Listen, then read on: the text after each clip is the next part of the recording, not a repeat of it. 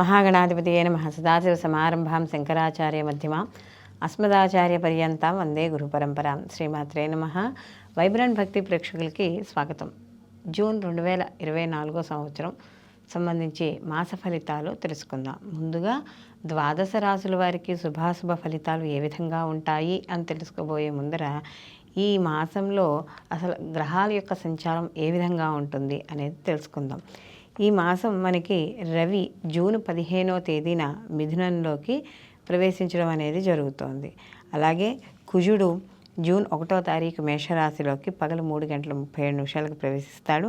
అలాగే బుధుడు కూడా జూన్ 14వ తారీఖున మిథున రాశిలోకి ప్రవేశించడం అనేది జరుగుతుంది. అలాగే గురువు మనకి ఈ మాసం అంతా కూడా వృషభ రాశిలో సంచారం చేయడం, అలాగే శని భగవానుడు కూడా మనకి కుంభరాశిలో సంచారం చేయడం, మనకి ఈ మాసాంతం తర్వాత అయిన శని భగవానుడు వక్రగతిని పట్టడం అనేది జరుగుతుంది.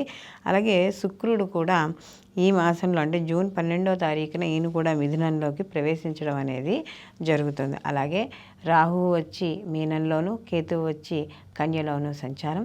చంద్రుడు ఈ మాసమంతా కూడా ఉత్తరాభద్ర నక్షత్రం నుండి మొదలుకొని మళ్ళీ మాసాంతానికి రేవతి నక్షత్రం వరకు ఈయన సంచారం చేయడం అనేది జరుగుతుంది. కాబట్టి ఈ నవగ్రహ సంచారాలను అనుసరించి ద్వాదశ రాశుల వారికి ఏ విధంగా ఉంది, వాళ్ళు ఎటువంటి పరిహారాలు చేసుకుంటే వాళ్ళకి అనుకూలంగా ఉంటుంది అనే విషయాన్ని తెలుసుకుందాం.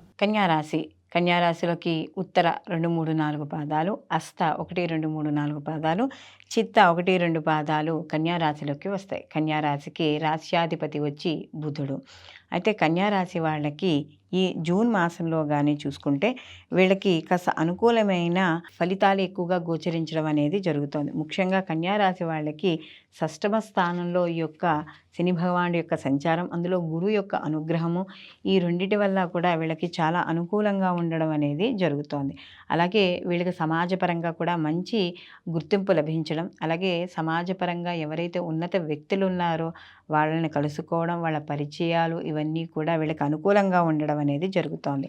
అలాగే ఉద్యోగస్తులు ఎవరైతే ఉన్నారో వాళ్ళ నూతన ఉద్యోగాలు లేదా ఉద్యోగాలలో మార్పులు, లేకపోతే ఉద్యోగాలలో ఏదైనా వాళ్ళు ఉన్నత స్థాయికి ఎదగాలనుకోవడం, లేకపోతే వాళ్ళు ఆశించిన వేతనాలు పొందడం, ఇలాంటివి ఏవైనా కూడా జరిగే అవకాశం అనేది ఇక్కడ మనకి కనపడుతోంది. అలాగే ప్రభుత్వ పరంగా ఎవరైతే ఉద్యోగాలు చేస్తున్నారో వాళ్ళకు కూడా చాలా అనుకూలంగా ఉంటుంది. ప్రభుత్వ పరంగా అంటే ఏదైనా స్కాలర్షిప్స్ కావచ్చు, ఇలాంటివి ఏవైనా పొందాలి అనుకున్న వాళ్ళకు కూడా ఈ సమయం చాలా అనుకూలంగా ఉంది. అంటే కొంతమంది విద్యార్థులు స్కాలర్షిప్లు పొందడం అలాంటివి కూడా జరుగుతాయి. అలాగే ఇక్కడ ముఖ్యంగా వ్యవసాయదారులు వాళ్ళందరికీ కూడా అనుకూలంగా ఉంది. వ్యాపారస్తులకు కూడా మంచి అభివృద్ధి అనేది కనపడుతోంది. అయితే ఇక్కడ కాస్త మధ్యలో ఆరోగ్య విషయాల్లో కొద్దిగా జాగ్రత్తలు తీసుకుంటూ ఉండాలి. అలాగే ఇక్కడ ఎవరైతే స్త్రీలు ఉన్నారో స్త్రీలు మాత్రం ప్రత్యేకంగా కాస్త ఆరోగ్య విషయాల్లో కన్యారాశి వాళ్ళు జాగ్రత్త తీసుకుంటూ ఉండాలి. అలాగే కాస్త సమాజపరంగా కూడా మీకంటూ ఒక గుర్తింపు లభిస్తుంది. అలాగే విందు వినోదాల్లో పాల్గొంటారు. దీంతో పాటుగా కొన్ని ఆధ్యాత్మిక కార్యక్రమాల్లో పాల్గొనడం, లేదా కొంత ఏదైనా గుడికి ఏదైనా కార్యక్రమం జరుగుతుంటే సేవ చేయడం అనో ఇలాంటివి, లేకపోతే సమాజంలో ఎవరైనా సద్గురువులను కలుసుకోవడం, ఉపన్యాసాలు వినడం, లేదా మనం సత్సాంగత్యము, గ్రంథపఠనం చేయడం, ఇలాంటివన్నీ కూడా జరిగే అవకాశం అనేది ఎక్కువగా ఉంటుంది. అలాగే అంటే ఆడవాళ్ళు అయితే ఎక్కువగా ఏవో దేవుడి కార్యక్రమాల్లో పాల్గొంటూ ఉండడం, పారాయణలను, కుంకుమ పూజలను ఇలా చేసుకుంటూ ఉంటారు కదా. కాబట్టి వాళ్ళ మైండ్ అంతా ఎక్కువగా ఆధ్యాత్మిక పరంగా వెళ్ళడం అనేది జరుగుతుంది. అలాగే ఆర్థికపరమైన విషయాల్లో కూడా మంచి అనుకూలంగా ఉంటుంది. పొదుపు మార్గాల కోసం వెతుక్కుంటారు. వాటి కోసం ఏవైతే ప్రయత్నాలు చేస్తున్నారో అవన్నీ సక్సెస్ అవ్వడం అనేది జరుగుతుంది. అలాగే ఇక్కడ ముఖ్యంగా సంతానపరంగా కూడా అనుకూలంగా ఉంటుంది. వాళ్ళ చదువులు కానీ వాళ్ళకి సంబంధించిన ఉద్యోగం కొంతవరకు మీకు సంతృప్తినివ్వడం అనేది జరుగుతుంది. వీళ్ళకి రాజకీయ రంగాల్లో ఉన్న వాళ్ళందరికీ కూడా చాలా అనుకూలంగా ఉంటుంది అని చెప్పవచ్చు.